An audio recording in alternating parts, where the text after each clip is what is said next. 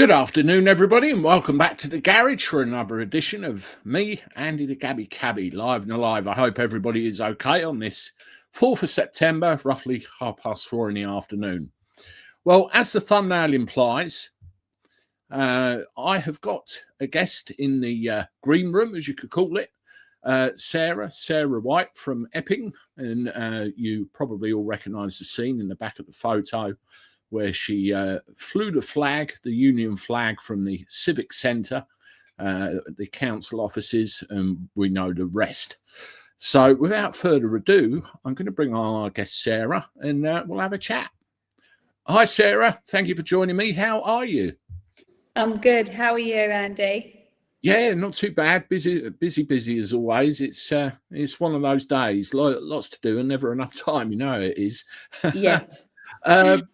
Before we start, I just want to say as a bit of a disclaimer, just really to cover you more than anything else, there is a legal process going on at the moment. As everybody knows, you were arrested, you have been charged, and you are going to appear in court. Yes. On that basis, we have to be a little bit careful of how close to certain subjects we go near, purely just to protect you from any unforeseen consequences. But that being said, I'm sure we can cover a fair amount. So first of all, what I like to do is really find out a little bit about people. You know, this has probably changed your life, I would imagine, with the amount of exposure it's got. But who is Sarah White? What's she about? You know, who are you as a person? Yeah. So me as a person, it's not true what the Sun said. I'm not 50. I'm actually 40. I'm a single mother of 3 children. I've got a business that I run locally. I'm a very passionate and driven person, always trying to stand up for what's right. And that's partly why I got involved in the protests at Epping. And, you know, because I've got strong views about things, and I want this country to be the best place possible for everybody to live in. Originally from the East End, moved out when I was about 4, and then grew up in Malden in Essex, and then moved back to London when I was 15, and currently now live in Chigwell, and which is under the borough of Epping Forest. I pay my council tax to Epping Forest, so Epping is literally 10 minutes from me, hence the reason why I'm supporting there with the protest to close the Bell Hotel. Absolutely. Just randomly, I love your garden in the back. What's the weather like? Well, we've got blue cloudy skies, which unbelievably I'm coming up your way. It's been raining all day down here. It was raining all day. It was awful earlier, but it's really nice now. Wonderful. Well, you eventually found yourself, because there's talk of reform all over the show. I mean, your Instagram is called, well, what's it? Reform Chigwell, Reform Sarah. Yes. And you can see that very clearly that you're involved in reform. How did that come to be? How did you end up in politics, and where are you with that? So it's crazy, because I've never ever been involved in politics other than, say, talking about it with friends and discussions that obviously topics come up maybe when you're in the pub. That is as far as it went. And I went to vote last year, and I wanted to vote for reform, and went to the local polling station and basically was disgusted that there wasn't a candidate for me to vote in my local area. And I thought, oh my God, if nobody else has done it, then, you know, I'll do it. I'm not saying I'll be the one, but you never know. At least they've got one person. And from that, went home that night, filled out the form, didn't think no more of it. Then I got in touch with somebody and joined a local branch, and went along to the branch meeting. And when I was at the branch meeting, spoke to the chairman there, made them aware that I had actually applied. And it wasn't long after that I actually got notification that my background check had been cleared. And I was, in fact, then put up to be the candidate for Chigwell. And Then I had to have a meeting and had to be sworn in by local residents. And that is it, basically. That's how I got into becoming a candidate. And like I say, I am just a candidate. I could potentially become a councillor. Who knows whether they will get in this area reform. But yeah, that is it. It's been a bit of a whirlwind, to be honest. Okay. How do you stand with reform at the moment? Has there been any consequence from that point of view with regard to what's happened, or have they supported you? Have you not heard anything? What's going on with them? So, with regards to what's happened the other night, I haven't heard anything directly from reform. I have been made aware that there's rumours circulating saying that I've been dropped. But like I say, they are just rumours. We know that rumours spread far and wide, and they could be about anything. Elon Musk has even been tweeting about me, which was like unbelievable. Yeah, it's brilliant, isn't it? You know, so no, they haven't supported me, but they haven't also unsupported me. So we shall see. Maybe they're very busy, and watch this space in the next couple of weeks, I think. Yeah, definitely. That'd be interesting. Now, going forward to the situation we're in at the moment, I want to play a very quick video. It's about 50 seconds long, and I think it's important to set the scene. So here we go. The Court of Appeal's decision on the Home Secretary's appeal relating to joinder as an intervener to the Council's application. The Court of Appeal grants the Home Secretary's application for permission to appeal against the decision dismissing her application for party status, and further grants the Home Secretary intervener status in the litigation between the Council and Somani. The Home Secretary has clear statutory duties towards asylum seekers in this country under the Immigration and Asylum Act 1999. These include the duty to provide support to them and their dependents, and to prevent destitution among this cohort. Now, that judgment was obviously when the Home Secretary, Yvette Cooper, was granted permission to appeal what happened previously, what Epping Council went for. And I must admit, and I don't know how you felt, but when I saw that, I thought, this isn't going to end well. I thought it's going to kick off. Yeah. And obviously, I mean, how did you feel? How did the residents feel when that came over? We felt incredibly disappointed and let down. However, we all knew that this would happen. We all knew that it wasn't going to be as plain sailing as we'd previously led to believe the week prior. But our main anger and frustration was at Epping Forest District Council itself, because they had fundamental failings in completing simple paperwork. And this could have been prevented. Protests could have been prevented. You know, a young girl being sexually assaulted could have been prevented if Epping Forest District Council had done their job in the first place. And as much as I'd like to see Yvette Cooper resign, I'd like to see the Epping Forest councillors resign as well. Absolutely. How did you become involved in this movement in the first place? We'll talk about events after, that footage I just played, but how did you become involved with what's going on in the first place? We saw your friend Orla, is it, on the telly as well? How did you become involved in it? What led to it? With regards to the protests? Yeah, so basically, obviously, news broke that there'd been an alleged offence, and it looks like the guy's actually just been found guilty. I've just got come through on my phone. So there was an alleged offence at the time, and as a mother, and I don't think it's just being a mother, because even if I didn't have children, I'd still want to support the local community and anyone that's been put in that position. But as a mother, I felt compelled to go and support the local community, and especially the victim of this crime. And, you know, and I feel like if we all just sit back and watch it on the TV, nothing will ever get done. No. And everybody who is able to should go out and support. And that's the only time we will make a difference in this country. Absolutely. I mean, I think everybody has to be engaged. Governments everywhere have got to a point.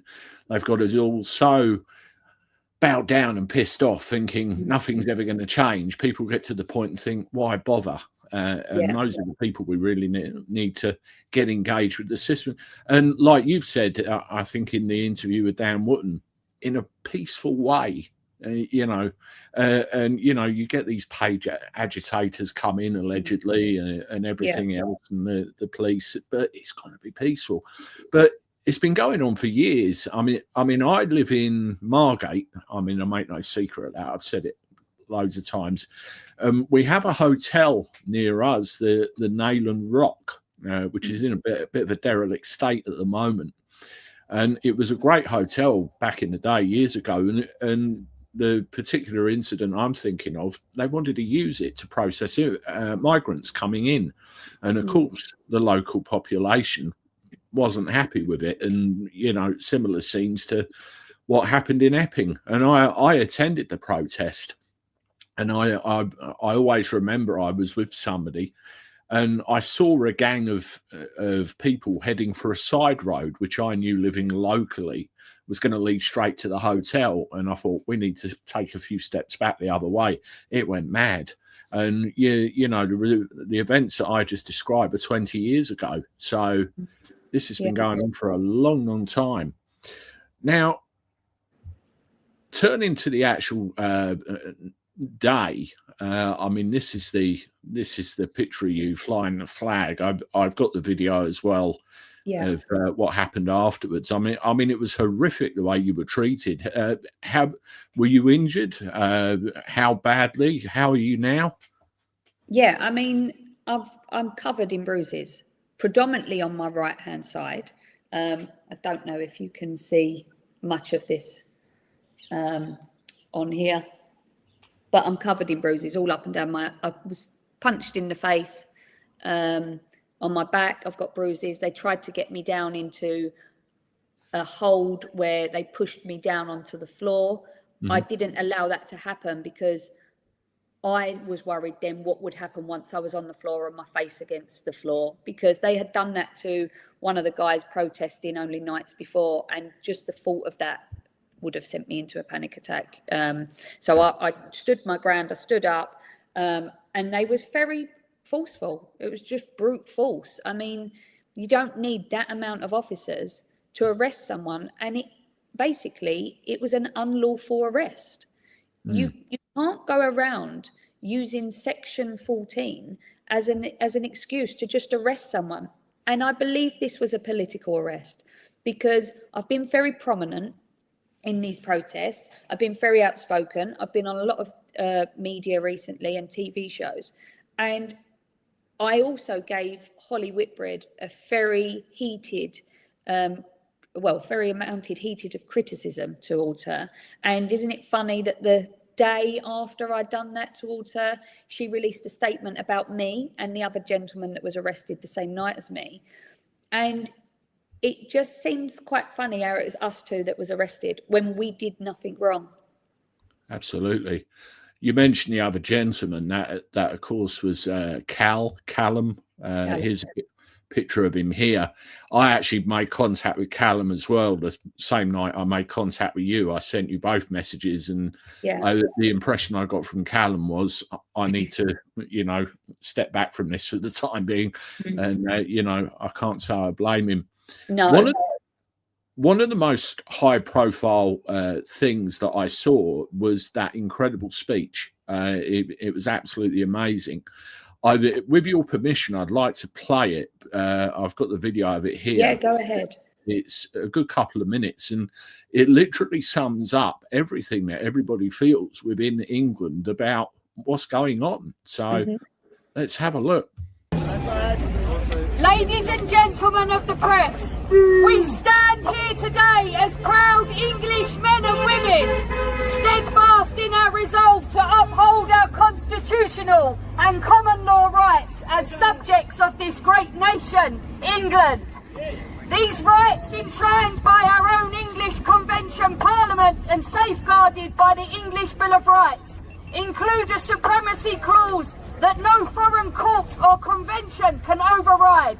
We assert our fundamental right to protest peacefully, a right woven into the fabric of our history, from the peasants' revolt started in Essex to Peterloo, Manchester. The people of Essex once repelled a Napoleonic invasion. As an English town, we declare that we will not consent to governance that endangers our communities in response to the misinformation and propaganda disseminated by the British Broadcasting Corporation and others. We refuse to pay the television licence fee. Furthermore, we will not pay council tax. As non-payment of taxes has long been a legitimate form of protest in our land, we call upon English people to join us in this peaceful stand. Raise the colours, fly the St George Cross across England, and the Essex County flag in our proud country. Let us unite in these actions, refuse the licence fee, withhold council tax, and display our flags with pride. This is our message, and we ask you to share it with the nation. Protect our children!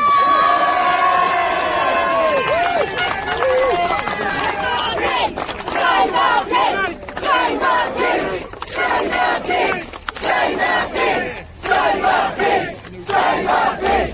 Save our kids! Save our kids! How'd you feel watching that again? I feel good. I'm glad that I had the courage to stand up and say it. And at the end of the day, we as people are trying our best and our utmost to try and bring civilization and a respectful community within this country. And our protests, although they are having some impact, I don't feel that the government really care that we're protesting, because all they really care about is lining their pockets with money. So the reason why I suggested about the TV licence and the council tax is because ultimately the government need to remember that we, the people, are in control of what we do. And at any point, we could all say, we're not paying this no more. And let's be realistic. How many people are actually going to stop just because I've said that? I've had people get in touch and they have said, if you are willing and prepared as a movement to do this, we support you and we will go ahead with it as well. But you do have to get a significant amount of the population that are prepared to do it. And I totally understand that, you know, it could be classed as a criminal offence, or it is a criminal offence, and you could be punished. You could have basically you could have fees put against your house. They may say, right, we're going to take the money without whether you say so or not.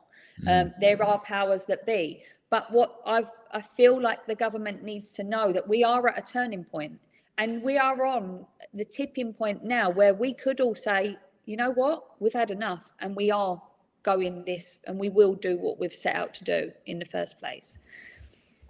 I think as a people, English people in our case, you know, I'm not discounting the Scottish, the Welsh, or the Irish for a second, but in our case, the English collectively, you can feel it in the air. You get to a point and you think, yeah, but I think we have had enough.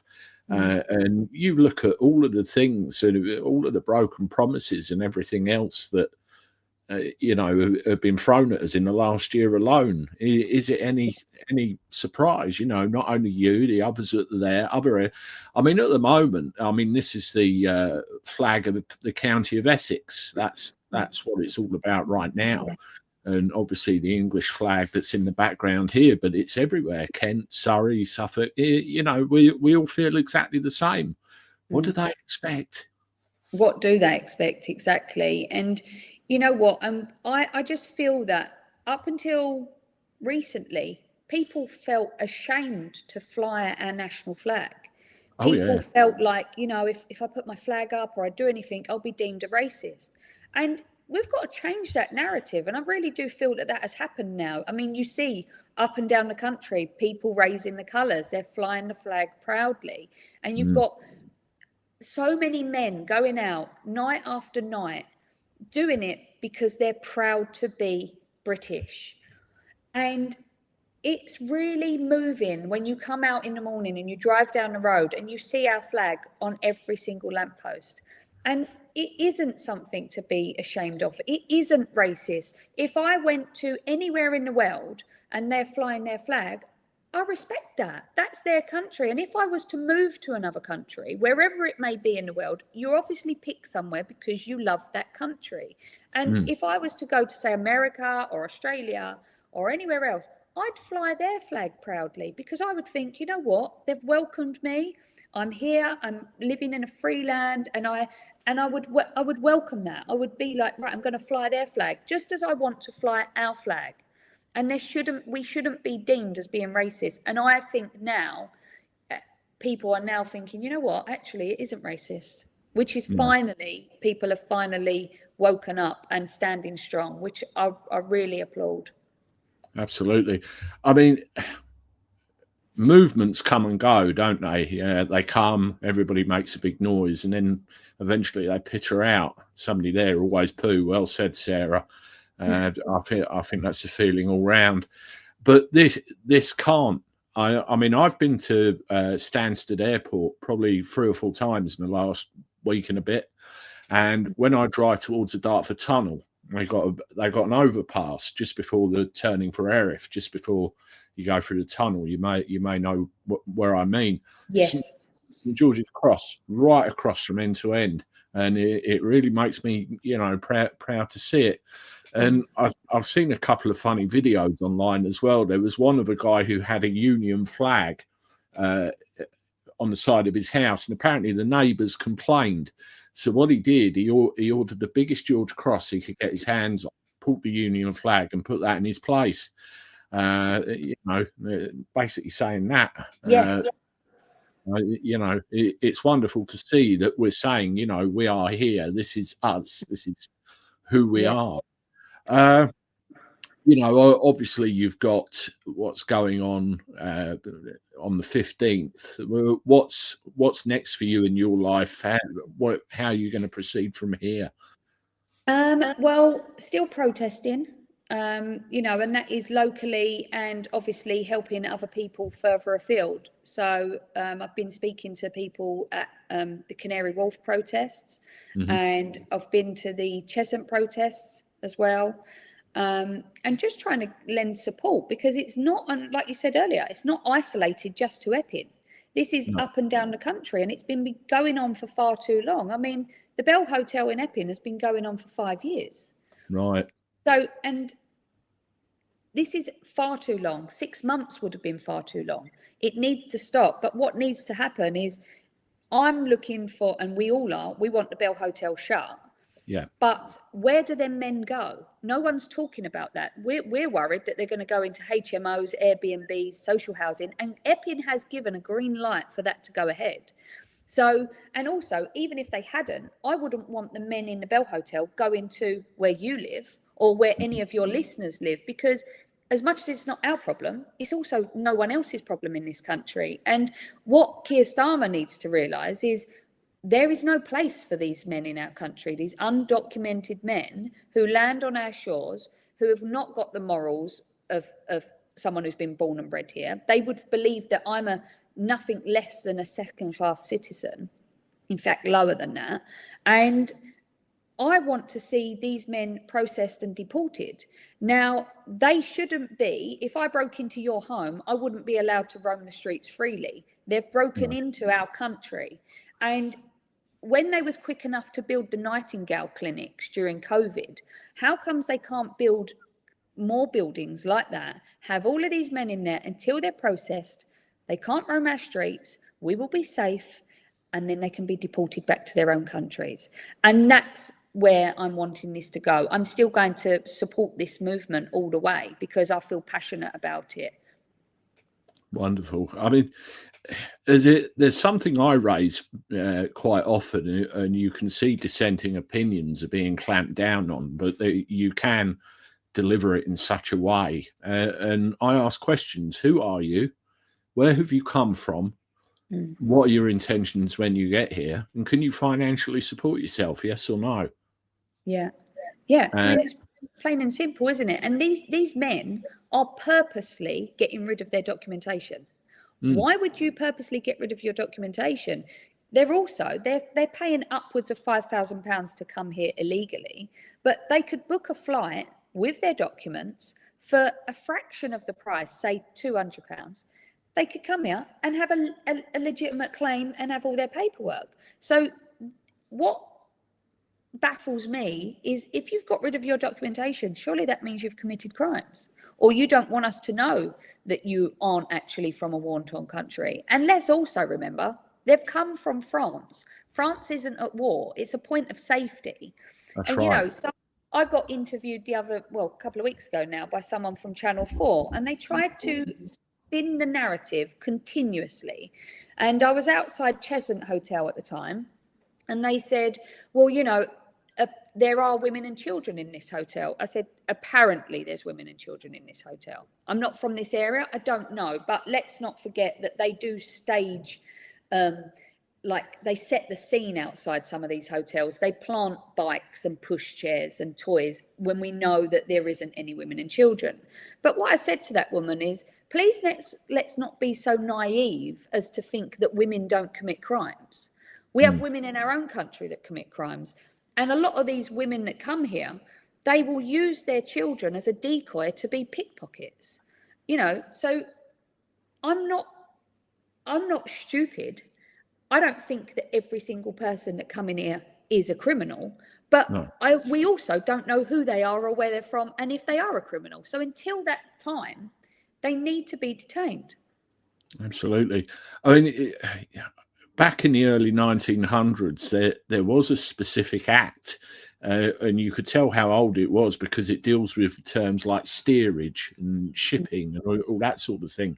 But literally, when you were brought to this country by a mode of transport, all these questions were asked. And, you know, if there was an unsatisfactory response, you were then sent back at the expense of the company that brought you here. I think it was called the Alien Act or something like that. Very, very old. I just can't understand why that sort of thing isn't, here now. I mean, they blame the European Convention of Human Rights on a lot of it and say that they have more rights than us. But I think it was Ben Habib that said it rather well. The problem is actually they have the same rights as us. You know, hence they're treated just as equally as you or I that have been here all the time. I mean, what do you think of the ECHR as a whole? Do you think they should bin it? Well, I think we should remove ourselves from the ECHR because at the end of the day, how can somebody else have control over our own laws and our rights? And there is a clear difference though between their human rights and ours, because we've seen recently how, you know, they can do certain things and commit crimes and then they're not punished or they're allowed to still roam freely. Yet where are the human rights of, say, these women and children, our own women and children that are being sexually assaulted and harassed on a daily basis? Where are our human rights? Well, where do our human rights come into place then? And I think we should be able to, I mean, what was it last year? They couldn't deport someone because their son didn't like the chicken nuggets in their own country. Yeah, remember that. How ridiculous. The person had committed crimes. I don't care whether your son likes chicken nuggets. It's ridiculous. Like, And then the sun. There was someone else that, you know, they didn't like the weather in their own country. The world's gone mad. Yeah, And we need to take back our own rights, and we need to be in control of our own legal system. And you also, there are courts, there are Sharia courts in this country. No, you commit a crime in this country, you get sent to an everyday court just like everybody else. You live in this country, and if you don't abide by the rules, then you get out. Yeah, absolutely. I mean, we've been, I suppose you could call it, subverted by external laws from the EU, everything that Britain's done with statute and everything else. And if you look at England specifically, there are laws already there that aren't being used, which can deal with an awful lot of these problems. You know, I can think of 2 or 3 straight away. It's just nuts. It's just nuts. Yeah, it is. It's completely nuts. Yeah. Right, we're at the half an hour point, folks. What I want to do, first of all, is thank Sarah again for joining us this afternoon. We're having a great old chat. Can I ask that you all hit the like button on this, subscribe to the channel, appreciate that very much, and share this everywhere on your social media, because, you know, we need to get this situation, as Sarah pointed out quite rightly, it has been going on for years. We need to get this as much exposure as we possibly can. And, you know, really try and help and use these channels to help, because there's a couple of things, Sarah, while I think of them. The mainstream media, you don't see this anywhere. You know, the Bell Hotel, you say it's been going on for 5 years. I didn't know that had been going on for 5 years, or I didn't even know about you, you know. Yeah. Because none of it's on the mainstream media. No, I know. And this is the problem. But the problem is, you've got the government are in control of the mainstream media, like they're in control of the police, and they're all in cahoots. The same with the judges. If you look at the Prime Minister and the MPs, they're all friends with all the barristers and all the judges and everything. So they're all working together to have it go their way. Oh God. I was in London yesterday, and there's a live and a few videos of the whole thing on my channel, which really illustrate that point exactly, what you just said about the legal side of things. What I want to do, if it's all right with you, is just have a quick shifty through the comments that people have made, just to see if anything stands out we can talk about. Tommy Noble, the police lied. No dispersal order was given until after this lady was arrested. Do you know anything about that? Was there a dispersal order, or? There was no dispersal order in place. And what I can say is, on the Sunday evening when we done the protest outside the Bell Hotel, the air had changed. The police were 100%. They was looking to arrest people, and I believe that I was one of them on the hit list. I have been added onto a far right extreme watch list. I was added onto that after the heated criticism that I gave Holly Whitbread.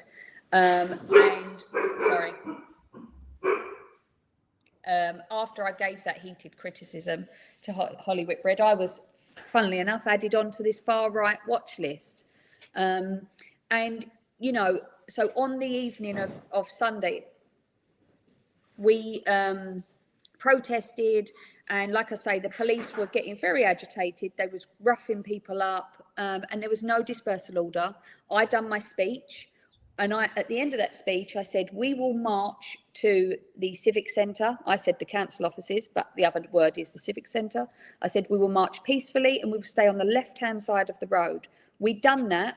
The police continuously was pushing certain men that looked like they could kick off at any point.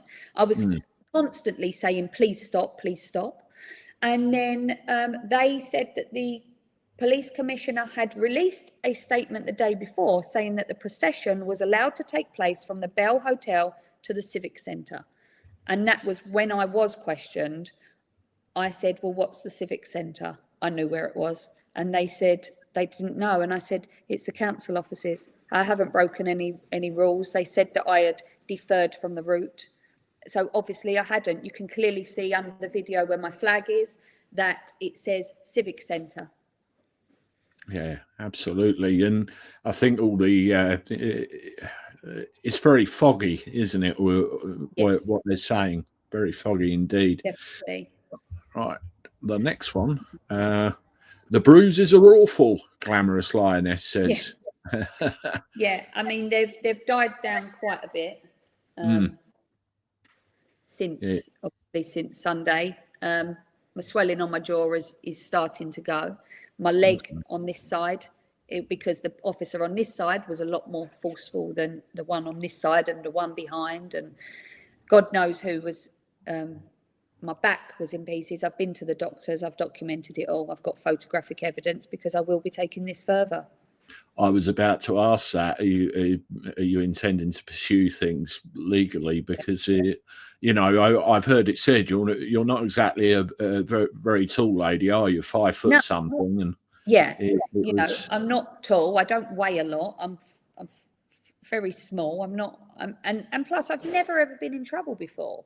I'm not an agitator. And what infuriates me a little bit is, every week in, week out, couple of times a week, I'm at them protests. I'm giving up my time, because I want to, because I feel passionately about it. And I liaise with the police officers and I speak to them, and they always come over to me and go, thank you so much for controlling the crowd. Thank you so much for keeping this peaceful. And then to have them turn on me for flying our national flag at the top of tax-funded building. Let's remember that that building is taxpayer funded. Oh yeah. For them to then arrest me when I've been the one that's been making it peaceful every week. Not just me, but I've been quite prominent in that. Yeah, well, like you said, though, it was obvious the air had changed, and I've seen countless footage of these things, not only Epping but other places where, say, I was standing in a crowd and one of them would go up and go, men don't react kindly to that, No, so. Definitely aggravation.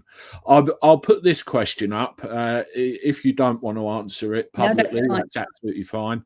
That's fine. So I've been charged with Section 11 and Section 12 of the Public Order Act 1986.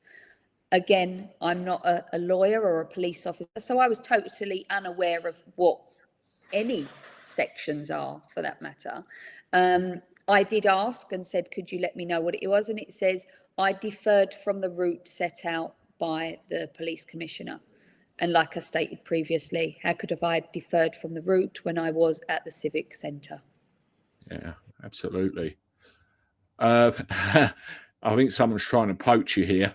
They won't, Sarah. Join Advance. we'll just park that there. we'll try and leave the politics out of this, but that's what it all goes back to at the end of the day. Tommy, being a patriot is enough for persecution and arrest, and even preaching the good news in a little Bible emoji after that. He's absolutely right. Exercising your basic rights. One of which is to stand in peaceful assembly. You can get in trouble for. It's a crazy world we live in. It's gone mad. The world has gone mad. Absolutely. Oh, another political poaching going on there.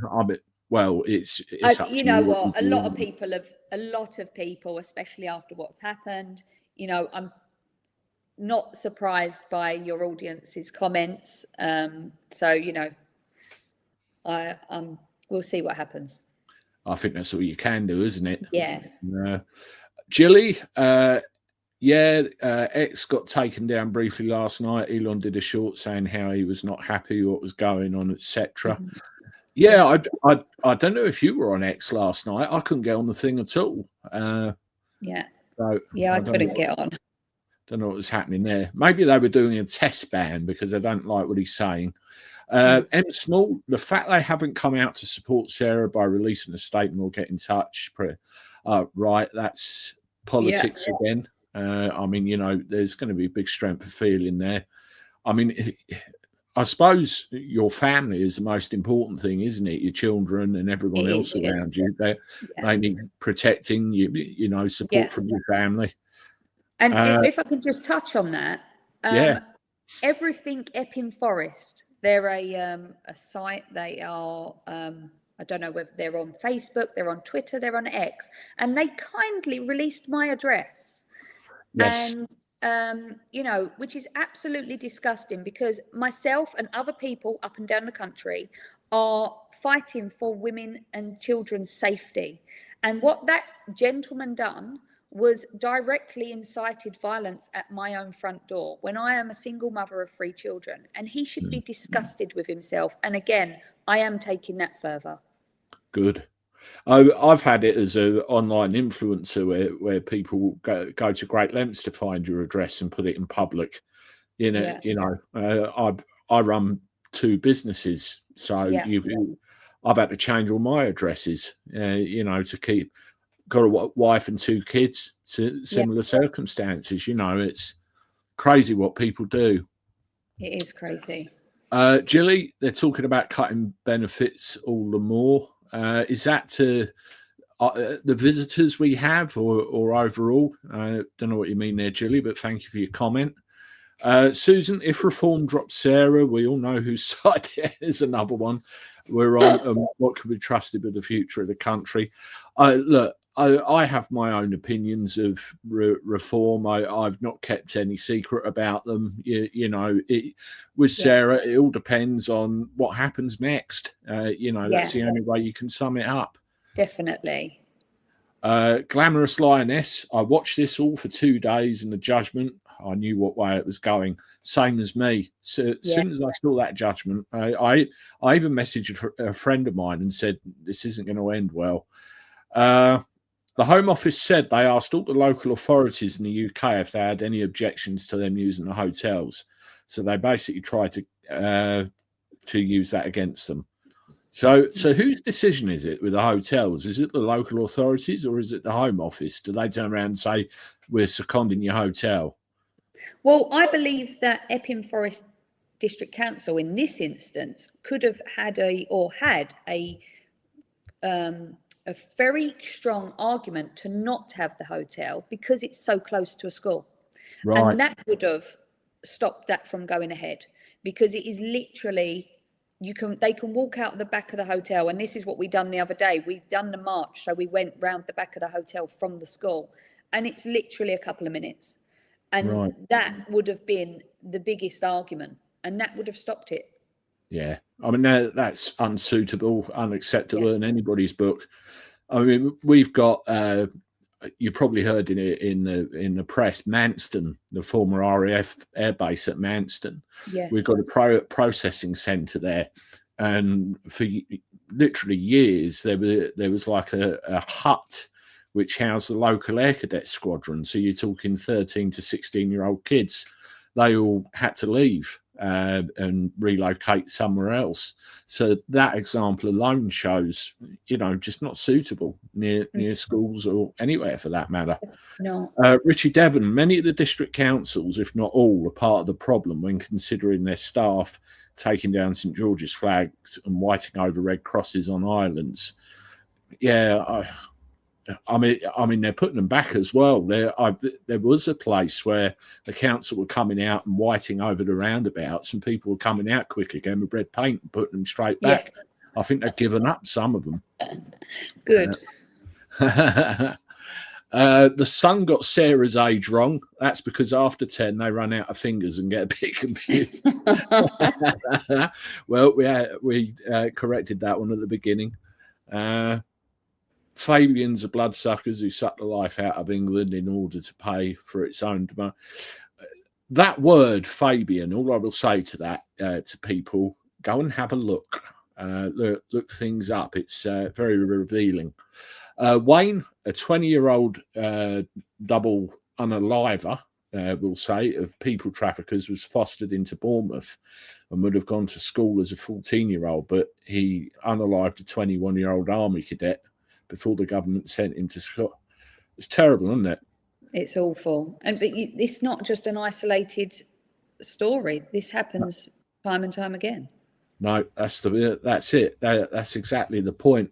And I think Bournemouth as well, you've got people doing what they used to call watch and ward, where members of the public are coming out and patrolling the streets because they've lost confidence in the authorities. They're starting to do that in Epping, actually.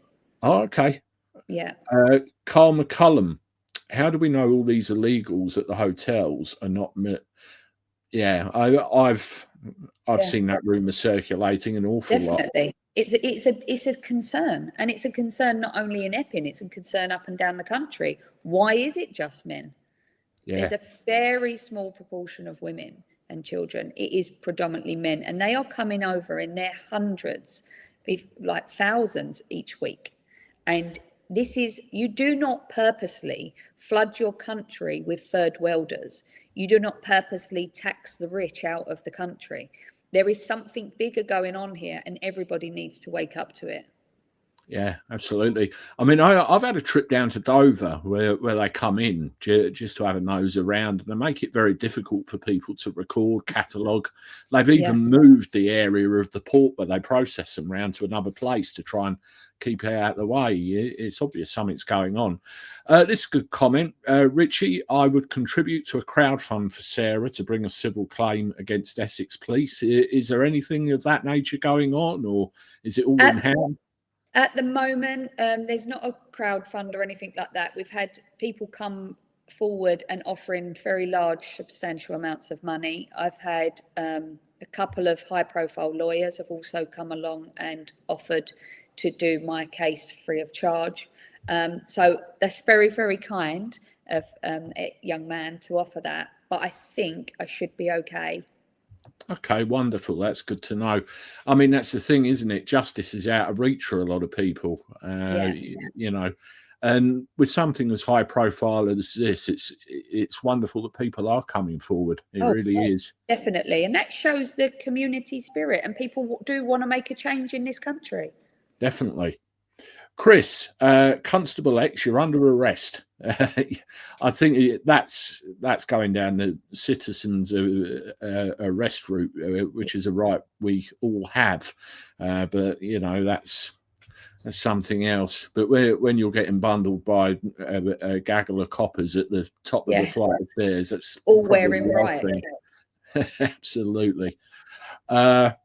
Richie, they want to browbeat all semblance of patriotism and national pride out of us and erase our history, heritage and culture. It does feel like that, like a replacement or an erasure. It really does feel like that.